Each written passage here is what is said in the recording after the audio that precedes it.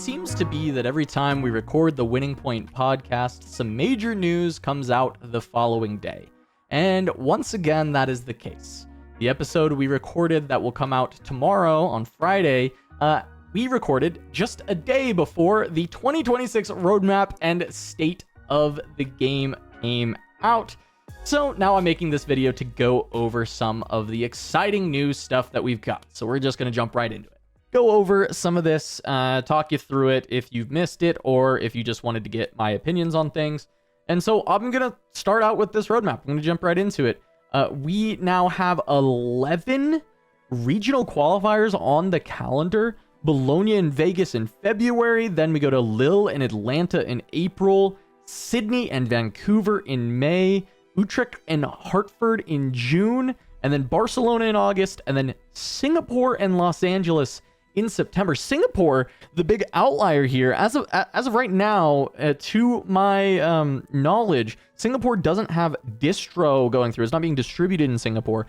However, the two main languages spoken in Singapore are English and Mandarin Chinese, and those being the two languages the Riftbound is printed in, and Singapore being a very big hub for trading card games. A lot of good TCG players coming out of Singapore. It's really cool to see that we have a regional qualifier going there, and I also know of some Singaporean players that have already gotten their hands on the game and they've been playing it. They've been trying to have Nexus Nights at their LGS. So really, really cool for Singapore to get recognized this year. That's going to be a very exciting event. I know they're going to come out for that really in a really big way.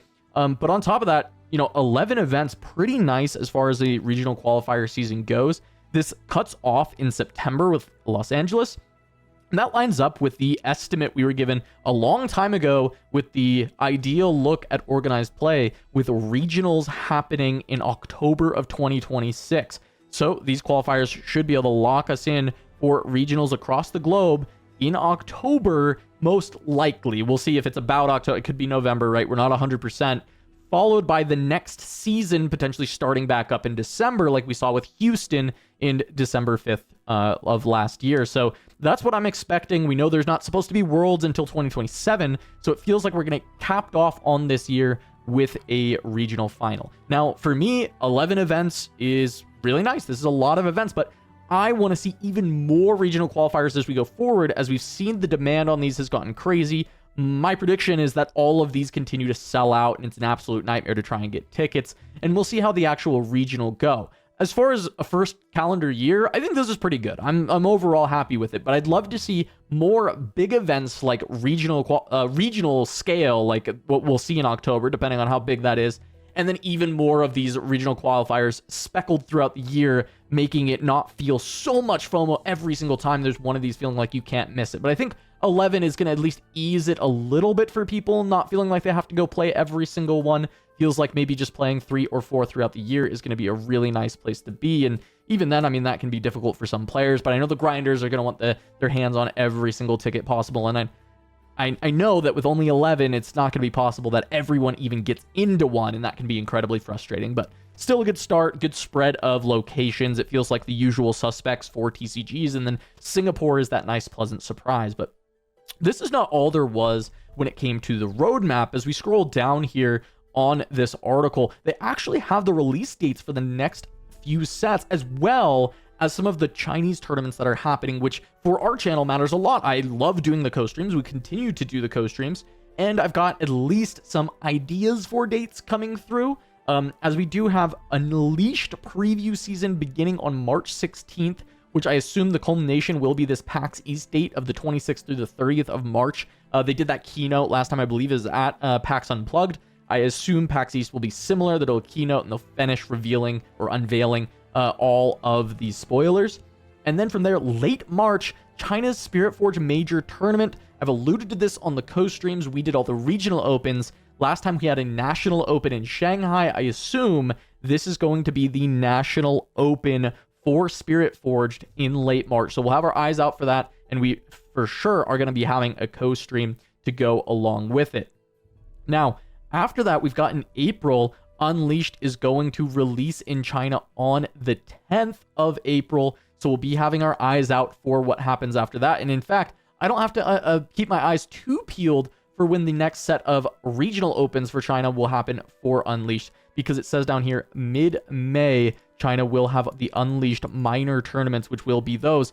Notably, that will be after Unleashed releases for the rest of the world in May here. So we're actually going to have potentially the first time that 2 regions are going to have their first tournaments for a set at the same time. And part of that is Riot's goal of bringing the release times together. So it won't happen with Unleashed just yet. However, the tournaments seem like they'll be kind of at the same time, with the 8th Unleashed releasing for the rest of the world, and mid-May China having their first tournaments, lining up similarly with RQ Sydney, which seems like that will be Unleashed debut for the West just after Unleashed. Well, I say the West, but it is APAC. It's just, I guess, the English-speaking world. But as we go from there, we have Vendetta preview season that has been shown in June, and that is going to conclude. It looks like maybe MSI is where they're going to actually get some more of their reveals as I'm looking. And we'll have Unleash National Open for China in mid-July. The point is, there is so much that they've actually packed into here, right? We have Vendetta's Western release July 31st, and then even all the way down here, Radiance releases on October 23rd, and that is global, which is insanity that they've given us the dates for the entire year. I don't really, I mean, maybe other card games do this, but I'm not used to this, just knowing the release date for each and every set for the entire year. So I think I'm pretty impressed with this roadmap. It's very comprehensive. If you want to find it, we'll put all the links in the description below, but this roadmap has just about everything you want. And this is not all that they sent out, right? They also have this state of the game. I'm going to kind of break this down a little bit of TLDR in here, because you can read the whole article if you're interested. They've got a video as well, but it's just going over some of the big things. And I want to talk about the big notes. You know, what sets you most excited for? That's all cool. You know, excited for Unleashed, excited for Radiance as well, etc. The fact that Vendetta will debut Calm, Fury, Body, Mind, and Order Chaos as combinations. So in set 4, we're looking out to finally have all of the different combinations. Then we talk about, you know, the meta. It still seems, you know, Dave and Shengren still believe that there's a lot more opportunities for people to attack the meta. And then they go on to talk about the handling of banning cards. And they give this kind of nice heuristic, right? If event attendance is declining, they'll start to look at it. Negative player sentiment, if the conversation is constantly negative. If there's like a game-breaking combo or a single archetype is dominating, they will look into banning. They mentioned they prefer to ban cards instead of restricting, because restricting, they feel, becomes complicated in communication. If you don't know what restricting would be, it would be when you can only have a single copy of a card in a deck instead of multiple. They also don't want to issue erratas, and they don't want to change rules. Now, the erratas, this seems counterintuitive because they've issued a lot of erratas, but the clarification here is it's not a power level errata that they'll ever issue. The clarity erratas will continue if they need them, but they're not going to try and do any power level ones. So for people dreaming that Draven will be once per turn, that's not going to happen. For people dreaming that they will change combats to not count fight or flight or rebukes, pushing something out of the combat, that's not going to happen, right? So if we do see a Draven get hit, it'll be via a ban specifically, and it'll be if he is completely dominant or if people aren't going to events or something like that, right? As it goes forward, they talk about how the game is really complex, and there's some really nice bullet points here for that, right? They want to make sure they're using a lot of mechanics over and over again, at least the early stages, to make sure that people are having enough time to learn and adjust to the game. They wanted to aim for a couple legends to be new player friendly, and I think we see this a lot with a legend like Rumble, which is just, give all your mechs shield, plus it has that, you just want to build all the mechs in this deck, right? So we'll see more and more of that in the future, and then looking to make more products like Proving Grounds, which I'm a big supporter of. I love Proving Grounds. I actually think it's such a great product. I think we ended up in this really bad, horrible state where, unfortunately, things in Proving Grounds were really good, and then they got scalped because there wasn't enough of it, but now they're going to print more. And I do think more products that are akin to Proving Grounds, but maybe, you know, with some better execution in the future, some more foresight, I actually think is a really phenomenal product, so I hope that is able to happen. Then they go on about bringing booster prices down. It's kind of nothing answer you can read all the way through if you want. It looks like they're going to try and add more languages, but starting kind of slowly. When it comes to original art, they mentioned that they are now more and more ramping up original art, which is the same as what they've said before, right? They started out with the Legends of Runeterra art to kick the product out the door, but now they're going to keep adding more new stuff.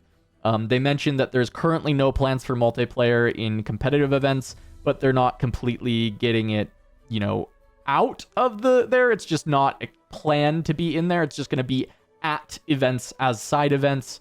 They do not want to increase the cap for regional qualifiers. This was another question here. Why won't you allow more people to register for regional qualifiers? They don't want to increase the cap. They want to look more at more third-party events, or other ways to increase the scale or increase the ways that people are playing. And I mentioned this during the roadmap section, that I just feel like more events would be good. If we can pack the schedule with more RQs, that would be really, really good for maybe fixing this problem. As we go on from there, I think there's confirmation that best ofs are not one ofs, and then they were asked how many there will be. Notably, best ofs will be available for 3 sets from the release, so they will no longer be legal after Vendetta, even though they are still legal. The Origins and Proving Grounds ones, right? Of course, Spirit Forge will have an additional set, but Origins and Proving Grounds will no longer give best ofs after Vendetta, even though you can play them in the format. And so that's a way they're going to get rid of some of the bloat of these metal cards and people fighting for those specific best ofs while it's still legal to play these old heroes. I think it makes sense. Keep them feeling like they are really sought after. There will only be so many copies of each of those metal cards forever, which does give them a lot of value. And I really like value in my promos and prize cards, and then making the game pieces actually quite cheap is my goal or my hope in a game. So I really like this, still keeping those metal cards valuable, but giving multiple opportunities for people to get there. From there, I mean, we've got the sync of the global releases. We mentioned you could see this in the roadmap.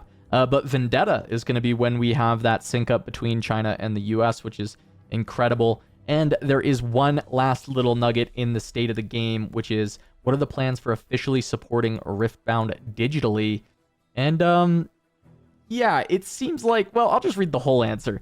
Chengren says, definitely did not see this question coming. Just kidding. Of course. We've been asked about this a lot. We've discussed a lot internally as well. After all, Riot Games has been all digital prior to Riftbound. It is a delicate topic, as there are many benefits to having a digital experience for onboarding tutorials and clarification around card interactions, which would be very good. I think this game is quite complex. And then he notes that a key part of the TCG experience is the in-person social interaction, and so they don't want to get rid of that, which is, I think, very common sentiment in the TCG place with a lot of different trading card games. You don't want to lose that part of it. But it says they are looking to improve player experiences, and they won't rule out any options. The way I read into this is probably means it's a when, not if, on if we get digitally, though they don't say that. There's no promise here. But I just think that one day we'll have Riftbound digital. My prediction is we are probably like 18 months, 2 years out from that happening. And that's like an optimistic early push for it.